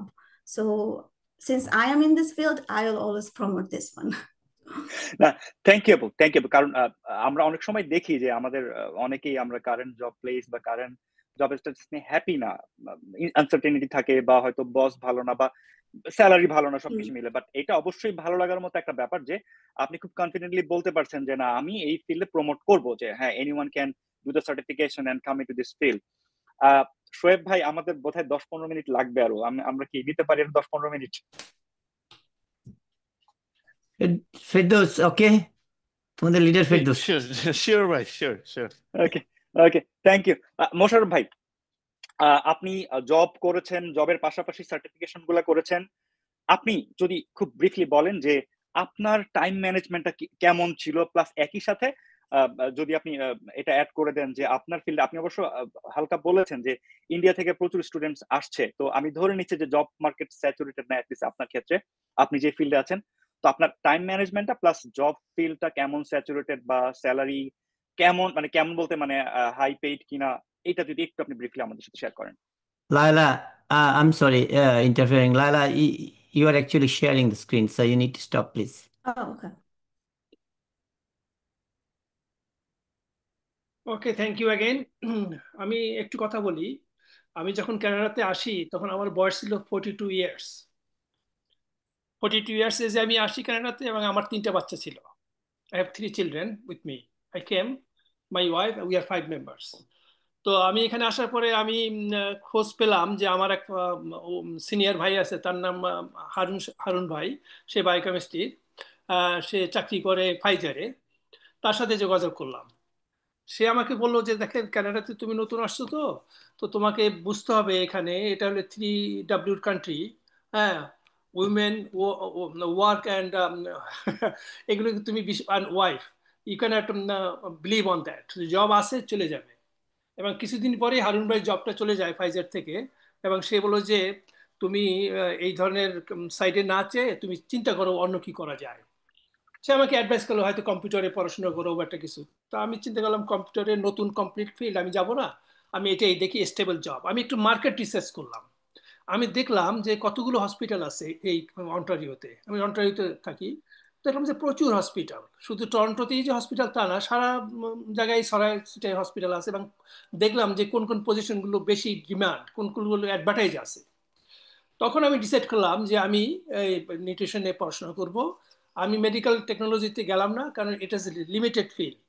তুমি technologist যখনই medical technologist পড়াশোনা করে যখন laboratory technologist হিসেবে join করবে একটা হসপিটালে, ওই সারা জীবন টেকনোলজিস্ট, ওখান থেকে একটু সুপারভাইজার, দ্যাটস অল। এখানে এটা this is not a leadership position. তখন আমি মুভ করলাম আমার সিএসএনএম এর নিউট্রিশনের সাইডে, কারণ আমার আই এম বেসিক্যালি, আমি মানুষকে পছন্দ করি। I like to deal with the people. এটা আমার হ্যাবিট, এবং আমি ছোটকালে এবং স্টুডেন্ট থাকা অবস্থায় শোয়েব জানে আমি কেমন সবার সাথে মিশতাম, সবার সাথে কিভাবে আড্ডা দিতাম। তো আমার একটা হ্যাবিট ছিল, তাই আমি ভাবলাম যে ঠিক আছে আমি এই সেক্টরেই যাই, এবং এটা অনেক ভেরি মানে অপরচুনিটি অনেক, leadership position you can reach as much as you can. এবং জবের দিকেও দেখলাম যে এটা আমার জন্য খুব ইজি হবে। Nutrition is very simple subject, সামান্য মাইক্রোবায়োলজি, সামান্য ক্লিনিক্যাল নিউট্রিশন, আর বাকি সব accounting, that's administration, labour law, this kind of things, this is very simple. তা আমি ওখানেই মুভ করলাম, যার জন্য আমি 1 বছর পরেই আমি মেম্বারশিপ পেয়ে যাই। মেম্বারশিপ পাওয়ার পরেই তো আমি, আমার প্রোগ্রাম শেষ হওয়ার আগেই আমি কিন্তু জব পেয়ে যাই। প্রোগ্রাম শেষ হওয়ার আগেই আমি জব পেয়ে যাই। আমাকে যেখানে প্লেসমেন্ট ছিলাম ওরাই আমাকে অফার দিল যে তুমি জয়েন করবা কিনা। আমি যে আমার প্রোগ্রাম শেষ হয় না, বলে যে প্রোগ্রাম শেষ হোক পরে, তুমি এখন যখনই সময় পাও সেদিন এসে কাজ করবা, বাকি সময় তুমি পড়াশোনা শেষ করে তারপর আসো। আমি তারপর পড়াশোনা শেষ করে আমি এসে জয়েন করলাম। আমি আগেই শুরু করছি, তো সময় শেষ। মেইন হলো যে ভাইয়া একটু অপরচুনিটি। আমি এখানে একটু জাস্ট একটা কোশ্চেন, সেই ক্ষেত্রে ধরেন আপনার কোর্স ওয়ার্ক বা যেই কোর্স ওয়ার্ক রিলেটেড অ্যাক্টিভিটিস গুলো ছিল প্লাস ল্যাবে, এটা কি আপনি ধরেন মানে 9টা 5টা অফিস করেছেন? 9টা 5টা অফিস ছিল না আমার। তখন আমি একটা জব, ফুল টাইম জব করতাম, সেটা জবটা ছিল 4টে থেকে রাত্র 12টা। আচ্ছা, তখন আমি সকালবেলা এই প্রোগ্রামটা করলাম, 8টা থেকে 2টা পর্যন্ত আমার প্রতিদিন ক্লাস থাকতো, মানডে টু ফ্রাইডে। তখন আমি সকালে এটা করতাম এবং বিকালে এটা। পড়াশোনা বলতে কিছু না, আমি যখন ওই অন্য জবে যেতাম তখন একটু পড়াশোনা করতে হতো, যাতে ভালো রেজাল্ট করার জন্য, পাস করার জন্য না, ভালো রেজাল্ট করার জন্য। আমার একটা ইয়ে ছিল যে আমি ভালো রেজাল্ট করবো। তার মানে আপনার তাহলে ওই সমস্যাটা হয় নাই যেটা রকি ভাইয়ের হচ্ছিল, যে ভাবি বলতেছিল তুমি তো মনে না পাস করতে পারবা, আপনার ক্ষেত্রে এরকম তাহলে হয় নাই? না, আমার ক্ষেত্রে হয় না এই কারণে, কারণ এটা তো আমার জন্য খুব একটা সিম্পল ছিল অ্যাকচুয়ালি, কারণ আমার অনেক এক্সপিরিয়েন্স ছিল, নাম্বার 2, আর যেসব সাবজেক্টগুলো nutrition is very simple easy subject. এটা ওই ক্লিনিক্যাল নিউট্রিশনের মতো না। হ্যাঁ, তো এটা খুবই সিম্পল, এবং ডিজিজ গুলো পড়ানো এগুলো খুব বেশি হাই লেভেলে কিন্তু না অ্যাকচুয়ালি। ইটস যার জন্য এটা আমার জন্য খুবই সিম্পল ছিল, এবং আমি সহজে এটা ওভারকাম করতে পারলাম, যার জন্য এটা আমার জন্য খুবই ভালো। আমি মার্কেট রিসার্চ যেটা করলাম যে কোথায় অপরচুনিটি কোথায়, যে হানুন ভাই আমাকে বলতেছিল যে স্টেবল জব খুঁজো, কানাডাতে stable job is more important, doesn't matter how much they pay you, is more important. তো আমার জব ইনশাআল্লাহ আলহামদুলিল্লাহ আমি অনেক ভালো। আমি ব্যান্ড 8-এ চাকরি করি, which is starting from 79 and 125। আমি তো ওখানে 18 বছর ধরে চাকরি করি, আমার এখন ব্যান্ড ছাড়াই উপরে চলে গেছে। হ্যাঁ, তবে আমার এখন আর কোনো ইয়ে, মানে কেউ খারাপ করে নাই আর কি। তো আমার একটা অ্যাডভাইসটা হলো, বাংলাদেশ থেকে যারা আসে সবাই যে ক্লিনিক্যাল বায়োকেমিস্ট্রিতে ভালো করবে, পিএইচডি করেই সবাই ডিরেক্টর হতে পারবে, সেটা যদি তার পোটেনশিয়ালিটি থাকে, অফকোর্স তাকে সেই পথেই যেতে হবে। যারা আমার মতো মিডিয়াম কোয়ালিটির স্টুডেন্ট, পড়াশোনা একটু কম করে আড্ডাবাজি বেশি করে, তাদের জন্য সাইড লাইনে ভালো কিছু দেখা দরকার, যেটা খুব ইজিতে সে অ্যাচিভ দ্য গোল। এবং আমি দেখলাম এটাই আমার জন্য বেস্ট। এবং এটা আমি এই সাজেশনটা করব, বাংলাদেশ থেকে আসার আগে তার ইচ্ছা করলে অ্যাডমিশন নিয়ে আসতে পারে, কিন্তু আচ্ছা, মাস্টার্স না করে গ্রাজুয়েশন করে অ্যাডমিশন নিয়ে আসতে পারে। এখানে যেখানে একটা হাম্বার রিভার ইউনিভার্সিটি আছে, বিভিন্ন ইউনিভার্সিটি আছে, বা বিভিন্ন কমিউনিটি কলেজ আছে যেগুলোতে এই প্রোগ্রামগুলো আছে। সীমা গুলশান যেখানে পড়াইতো সেখানেও কিন্তু এই প্রোগ্রামটা আছে। এখানে 2 ইয়ার্স প্রোগ্রাম, এটা খুবই সিম্পল, এবং 1 বছরের পরেই সে কিন্তু চাকরি পেয়ে যায়।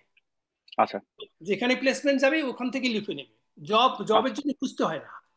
ওকে, বিগিনিং হয়তো লোপে থাকে, কারণ কি তখন তো তাদের এক্সপিরিয়েন্স হয় না, চিনে না সবাই, তাই না? যখনই পরিচিত হয়ে যায় তখন অফার দিয়ে নেয় যে ঠিক আছে 10,000 বেশি দেবো, তুই আমার সাথে জয়েন করো, এরকম হয়। এবং মানে খুবই খুবই খুবই সুপারফিশিয়াল আমি যদি বলি যে get yourself into a good program and like do networking with the people, and then probably if you're Networking good at with the your people, what you're doing. Job কোনো ব্যাপার না, এখানে অনেক লিডারশিপ পজিশন, এখানে তোমার মানুষকে help করতে পারে, you can hire, you can fire, you can do lot of things. হ্যাঁ, যেখানে আমরা ধরো প্রতি বছর আমার রিপোর্টিং হলো আমার 151 এমপ্লয়ি, তো এখানে সবসময় হায়ারিং অ্যান্ড ফায়ারিং থাকেই। ওকে ওকে এখানে লিডারশিপ স্টাইল এটাই এটা। তো আমার মনে হয় যদি সবাই ক্লিনিক্যাল সাইডে না করে যদি কেউ পোটেনশিয়ালিটি থাকে যে আমি I'll move forward and I'll take the challenge, then they can take it. ওকে, থ্যাংক ইউ মোশাররফ ভাইয়া। আমরা আবার রকি ভাইয়ের কাছে আসবো। একই প্রশ্ন আপনার কাছে, যে আপনি যখন যে ট্রানজিশনটা আপনার ছিল, মানে আপনার একটা কারেন্ট জব ছিল প্লাস আপনি ট্রেনিং করছেন, হয়তো সার্টিফিকেশন করছেন, বা ওই যে বোর্ড এক্সামের জন্য দৌড়াদৌড়ি করছেন, এই টাইম ম্যানেজমেন্টটা আপনি কিভাবে করেছিলেন? বা প্লাস একই সাথে আপনি এখন যেই ধরনের ফিল্ডে আছেন তার আশেপাশে সিমিলার কি ধরনের ফিল্ড বা জব সেক্টর আছে যেটা আমাদের মতো বায়োকেমিস্ট্রি গ্রাজুয়েট বা মাইক্রোবায়োলজি গ্রাজুয়েটদের জন্য খুবই উপযোগী? এটা যদি একটু আপনি টাচ করে যেতেন। আসলে আমার ব্যক্তিগত অভিজ্ঞতা যেটা, সেটা হচ্ছে গিয়ে আমি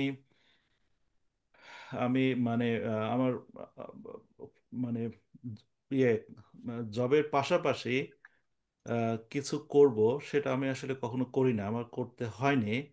কিন্তু কেউ যদি করতে চায়, যেমন আমি কিছুদিন আগে আমি জবের পাশাপাশি আমি অনলাইনে কিছু কোর্স করছি।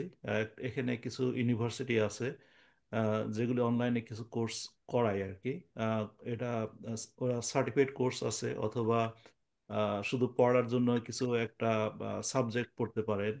যেমন আমি এই যে আমি একটু আগে বলতেছিলাম যে আহ, আহ, মানে সব এরিয়াতে কাজ করার জন্য যে কোর্সগুলো আমাদের নাই, যেমন আমি হেমাটোলজি আমার এখানে যদিও পড়ছি, আমার অ্যাকসেপ্টেড না।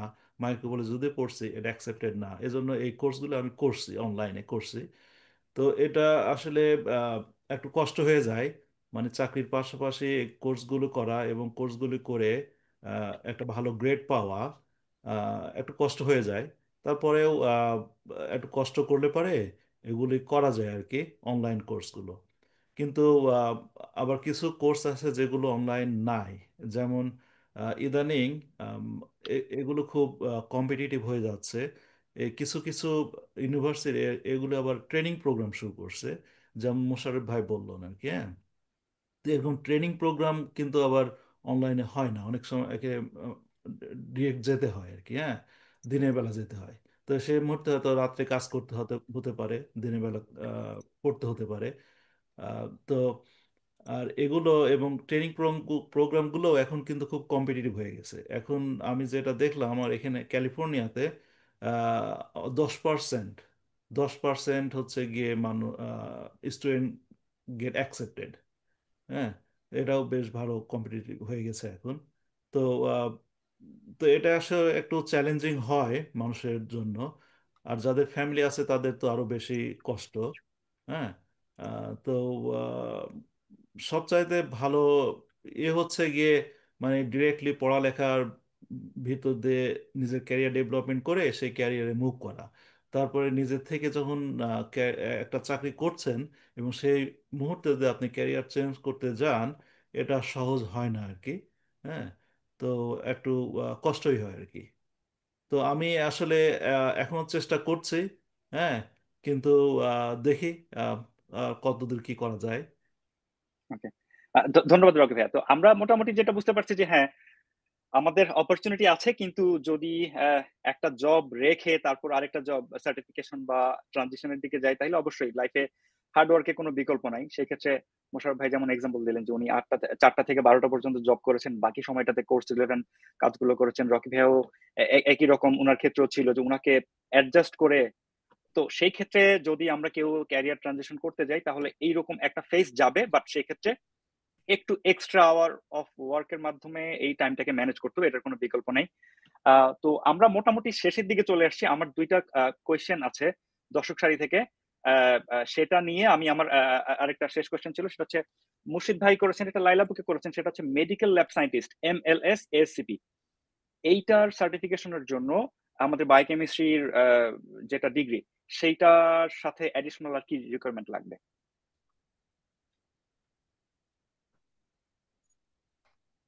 আমি কি আবারও করব প্রশ্নটা? আমি অ্যান্সার করব।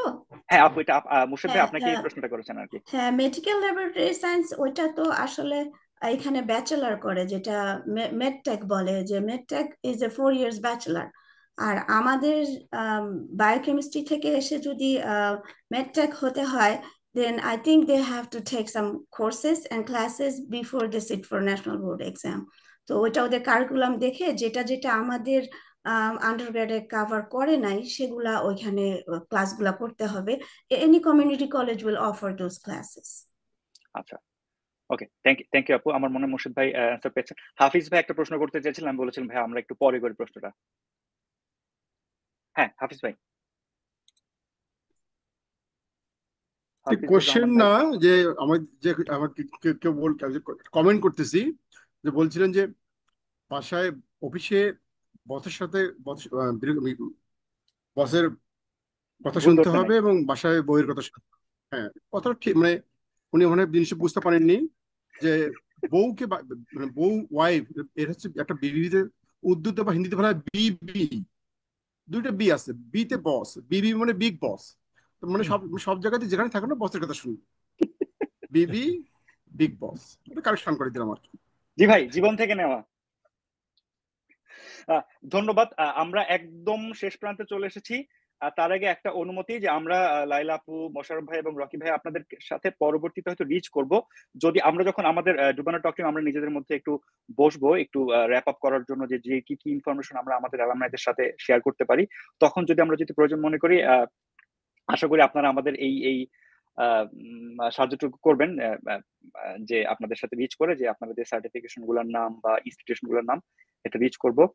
আর আরেকটা ব্যাপার হচ্ছে যে আমাদের আজকের টাইটেল যেটা ছিল, যে ক্যারিয়ার অপরচুনিটিস বিয়ন্ড রিসার্চ এবং it's not too late to start. তো এই জায়গাটাকে আমরা ফোকাস করতে চাচ্ছি এটা সবার শেষে। তো সেই ক্ষেত্রে আমরা এক এক করে আপনাদের কাছ থেকে সবার কাছে জানতে চাইবো যে আমাদের মধ্যে অনেকেই আমরা ইন্টারন্যাশনাল স্টুডেন্ট, কেউ কেউ ইন্টারন্যাশনাল রিসার্চার, কেউ কেউ হয়তো অ্যাজ এ পোস্টডক 3-4-5 বছর কাটিয়ে ফেলেছি।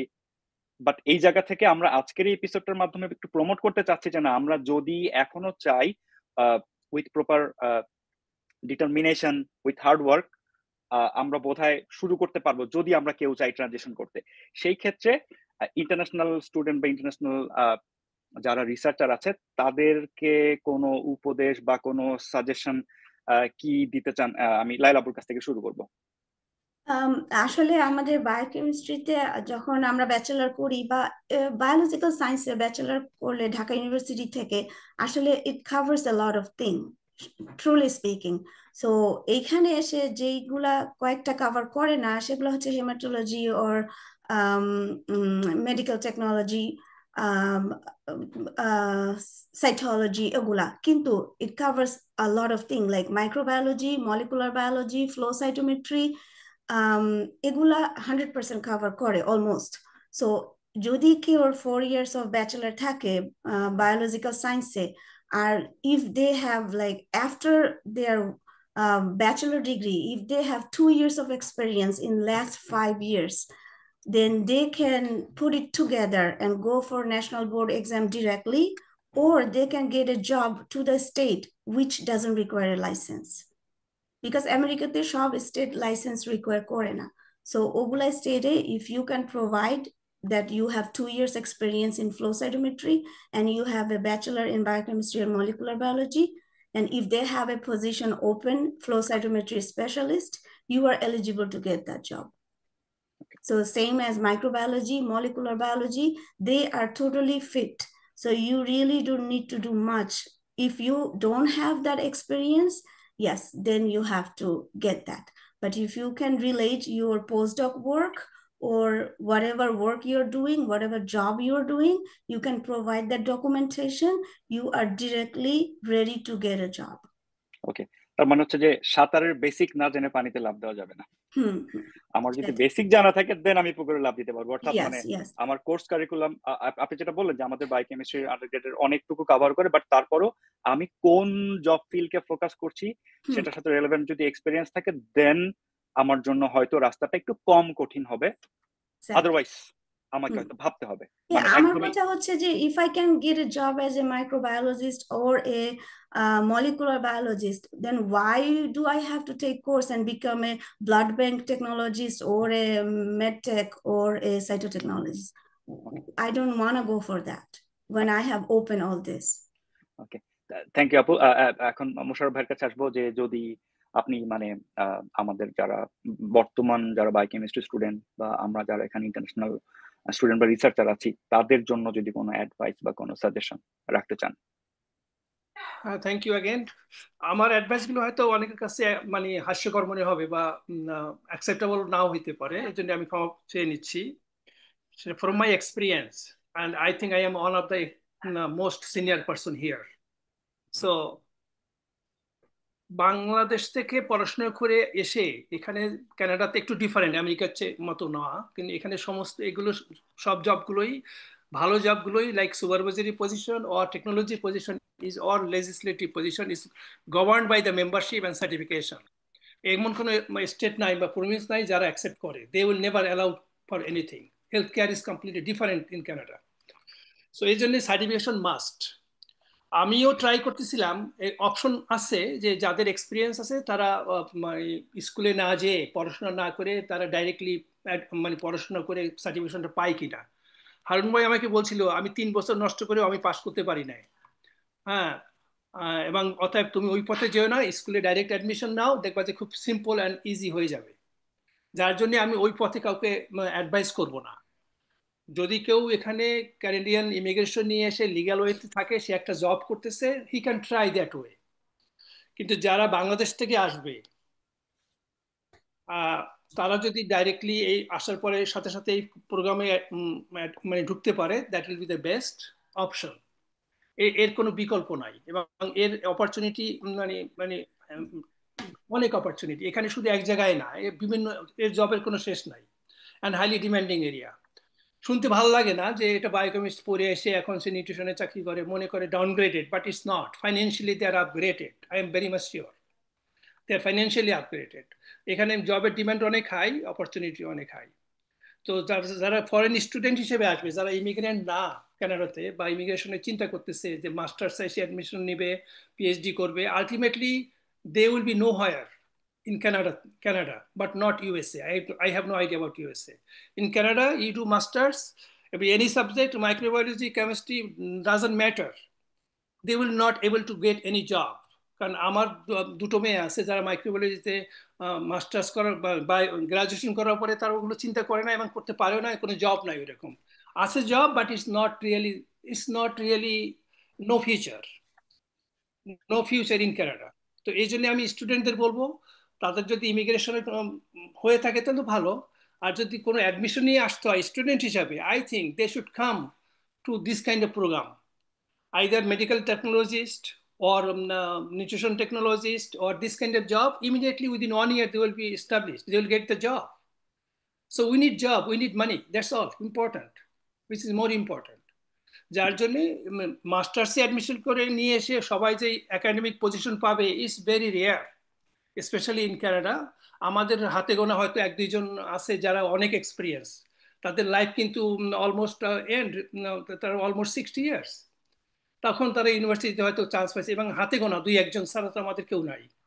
যার জন্য আমরা সবাই ল্যাবে চাকরি করি, মেডিকেল ফার্মাসিউটিক্যাল কোম্পানিতে চাকরি করি, এবং ফাইন্যান্সিয়ালি যে খুব একটা ভালো পে করে ওখানে, so far I know it's not much better than our field.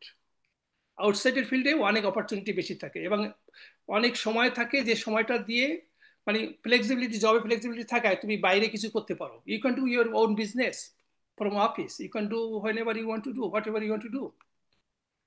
Frankly speaking, there's a lot of time. এবং এই সময় আসলে বলেই আমি আমার জীবনে ফাইন্যান্সিয়ালি আমি অনেক এস্টাবলিশড এবং আমি অনেক সাইড বিজনেস আমি করতে পারি। এটা আমি যদি ল্যাবে থাকতাম তাহলে আমি খুব সিনসিয়ার হইতো, আমার 9 to 5 আমাকে জব করতে হইতো, বা 8 to 4 অথবা night, what ever it is really tough, অনেক সেন্সিটিভ জব। কিন্তু আমাদের জবটা অনেক less sensitive and more opportunity, and there is a opportunity for future. কেউ এখানে বেকার থাকে না, nobody is unemployed. So admission নিতে গেলে আমি মনে করি সিম্পল, যারা স্টুডেন্ট হিসেবে আসবে মাস্টার্সে অ্যাডমিশন নেওয়ার চেয়ে আমার মনে হয় এগুলোতে অ্যাডমিশন নিয়ে আসা ভালো। 2 বছরের ভিতরে সেট আপ হয়ে যাবে, 1 বছর পরে সে জব করতে পারবে। এক বছর পরে মধ্যেই সে জব স্টার্ট করতে পারে, maybe it is low pay, it doesn't matter, as soon as finish she will be getting, so day by day she will get in a better position. জি ভাই। আমি আসলে মোশাররফ ভাইয়ের সাথে 100% একমত যে আসলে সার্টিফিকেশন লাইসেন্সের উপরে আসলে কিছু নাই, কারণ আমেরিকাতে যেগুলো স্টেটে লাইসেন্স নট ম্যান্ডেটরি না, সেখানেও কিন্তু এমপ্লয়াররা লাইসেন্স ছাড়া হায়ার করতে চায় না। অনেক employer they will ask for licence even the state doesn't need that.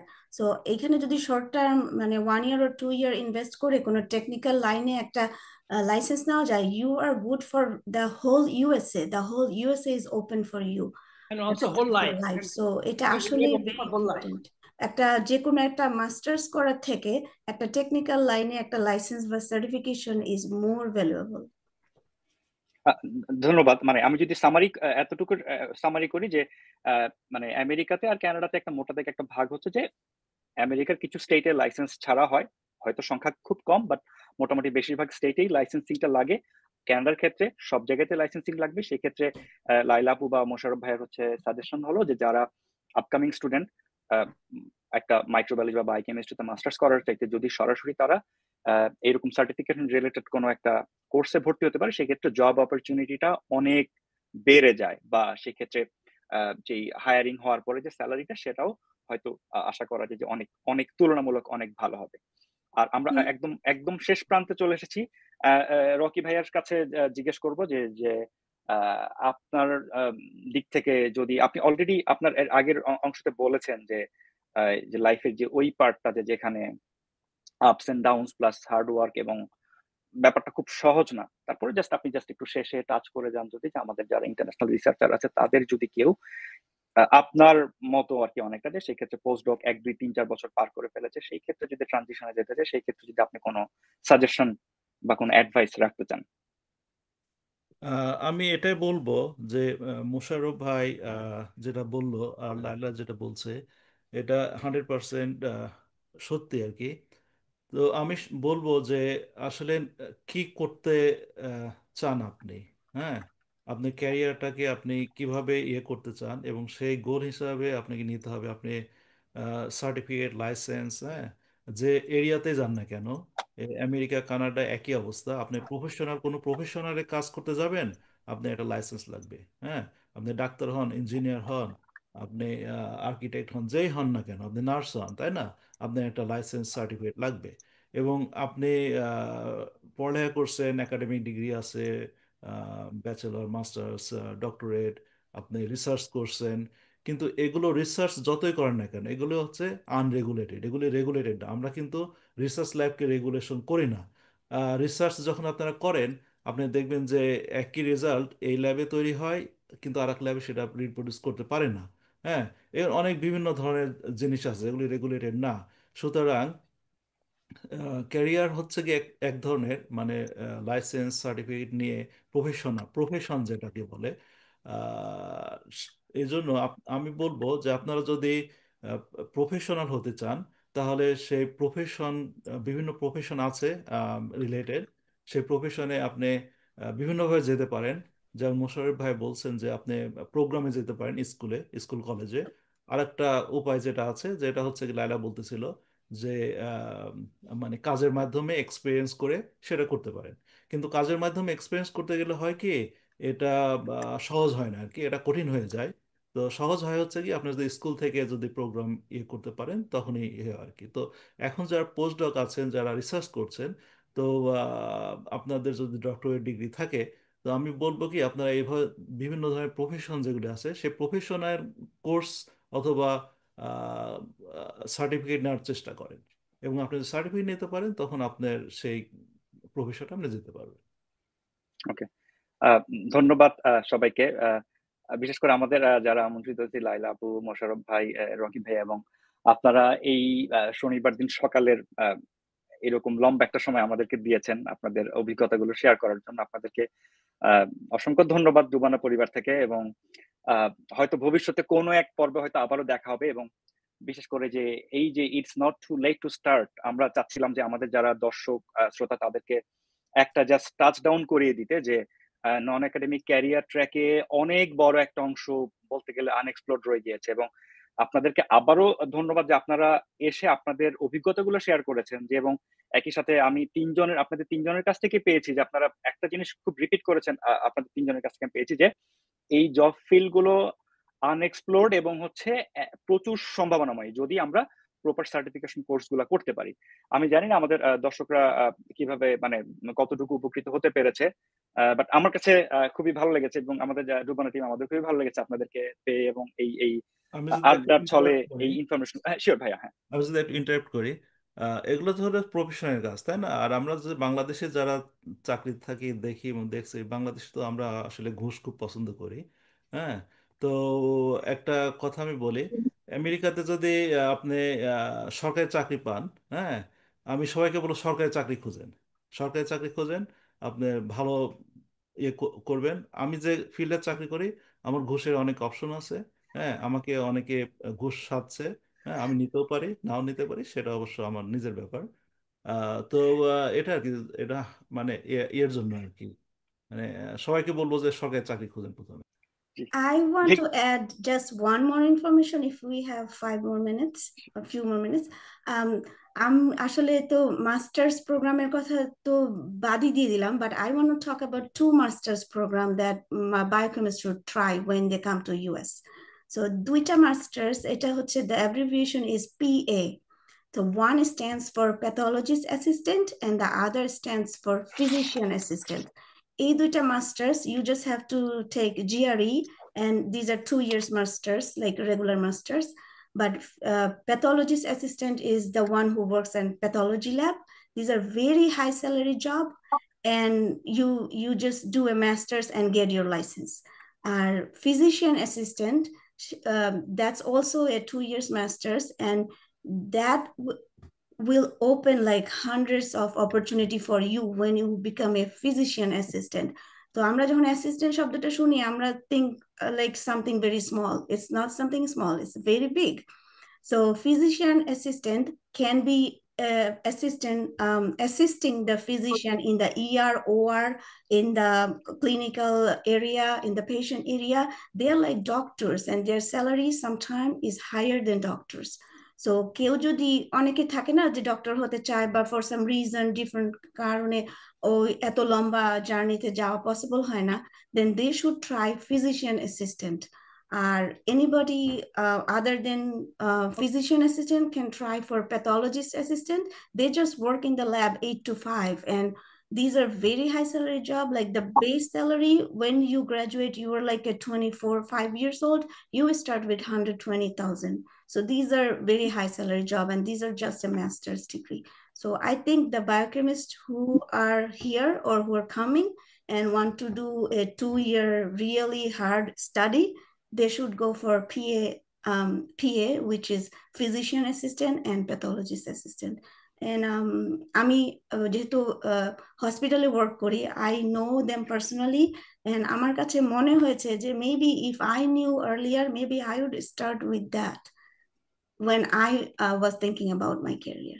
So this is something really good for our next generation. Thank you আপু, এটা খুব ইনফরমেটিভ ছিল। একটু অ্যাড করি লায়লার সাথে, কানাডাতে ব্যাপারটা একটু different. Physician assistant normally is very limited option, হয়তো ম্যাক্সিমাম সিট হলো 10টা। এই 10টার ভিতরে যারা ফরেন মেডিকেল গ্রাজুয়েট তারাই কম্পিট করে, মোস্টলি তারাই কম্পিট করে এবং তারাই অ্যাডমিশনটা পায়। এবং তারা কিছুদিন কাজ করার পরে তারা হয়তো মেডিকেল লাইসেন্সিং পরীক্ষা দিয়ে অনেক ওভারকাম করে, তার ডাক্তার হয়ে যায়, ফ্যামিলি ফিজিশিয়ান হতে পারে, opportunity is there. But for biochemist, for Canada, I don't think there is any opportunity, because hundreds of foreign medical graduates, not only from Bangladesh, all over the world, they are trying to medical assistant. This is the one pathway to go to medical field. This is the beginning stage. So that's the reason for me, biochemist, Canada, this is not the right option.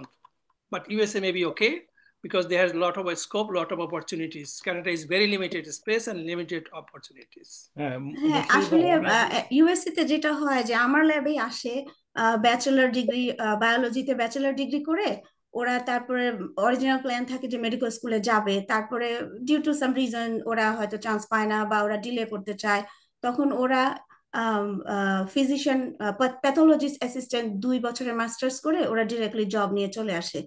আবার অথবা ওরা হিস্টোটেকনোলজিস্ট হয়ে ল্যাবে join করে, তারপরে ওরা এমক্যাটের জন্য study করে। Some people go for medical school and the others go for the big companies in California with a big higher job, because California, the living cost is high, the salary is high, and they have lots of biotech companies. So these are all the routes like people can think of. Mosharraf ভাই, এটা লাইলা যেটা বলছে এটা কিছুটা ঠিক। যেমন মনে করেন পিএ বলতে ফিজিশিয়ানস অ্যাসিস্ট্যান্ট আর প্যাথোলজিস্ট অ্যাসিস্ট্যান্ট আছে, হ্যাঁ। তো প্যাথোলজিস্ট অ্যাসিস্ট্যান্ট এটা একটু সহজ হবে, Yes. কিন্তু ফিজিশিয়ানস অ্যাসিস্ট্যান্ট যেটা আছে সেটা মোশাররফ ভাই যেটা বললেন এটা আমেরিকাতেও একটু কঠিন আর কি। কারণ বায়োকেমিস্ট্রি পড়ে সরাসরি ইমিগ্রেশন এসে ফিজিশিয়ান অ্যাসিস্ট্যান্টের প্রোগ্রামে ঢোকা কঠিন আর কি, এটা সহজ না। কারণ অনেক কম্পিটিটিভ, হয়তো একজন দুইজন যাইতে পারে। তো যদি টেকনিক্যাল ফিল্ড যেমন লাইলা আছে হিস্টোপ্যাথোলজি যদি কেউ করতে চায়, টেকনিক্যাল ফিল্ড অবশ্য কম্পিটিশন এখানে একটু কম হবে, কারণ অনেক আমেরিকান এগুলি করতে চায় না। কারণ হিস্টোপ্যাথোলজি একটা এরিয়া যেখানে মনে করেন আপনার অনেক গন্ধ আছে কেমিক্যালসে, হ্যাঁ। এটা অনেকে হয়তো পছন্দ করে না, এজন্য হয়তো কম্পিটিশনটা লেস হতে পারে, কিন্তু হাই পেইড স্যালারি জব আর কি। তো এটা ভালো একটা দিক আর কি। এটাও একটা অপশন। আমরা যারা ইমিগ্রেন্ট, হ্যাঁ, তারা যদি চিন্তা করি যে we are American and Canadian, it's not right thing actually. আমাদের চিন্তা করতে হবে যে কোন কোন টেকনিক্যাল জবটা ওরা করে না, সেইখানে আমাদের যেতে হবে, এবং সেখানেই আমরা ইজিলি উই ক্যান এন্টার, মানে আমরা ওখানেই আমরা আমাদের success we can do it, and that should be technical job. আমরা আসলে লাইভটা র্যাপ আপ করে ফেলতে চাচ্ছিলাম প্রোগ্রামটা, এরপর আমরা এখানে জুমে আমরা ইন্টারনাল ডিসকাশনটা কন্টিনিউ করি আর কি। তো যারা দর্শক আমাদেরকে লাইভে দেখছেন, আপনাদেরকেও ধন্যবাদ আমাদের সাথে থাকার জন্য। হয়তো পরবর্তীতে ভবিষ্যতে অন্য কোনো পর্বে দেখা হবে নতুন কোনো টপিকস নিয়ে। ধন্যবাদ সবাইকে, আবার দেখা হবে। শোয়েব ভাই, আমরা লাইভ অফ করে দিতে পারি। Thank you. ধন্যবাদ। পলাশ, আমি কি চলে যাওয়ার আগে 1 মিনিট একটু কথা বলে যাই?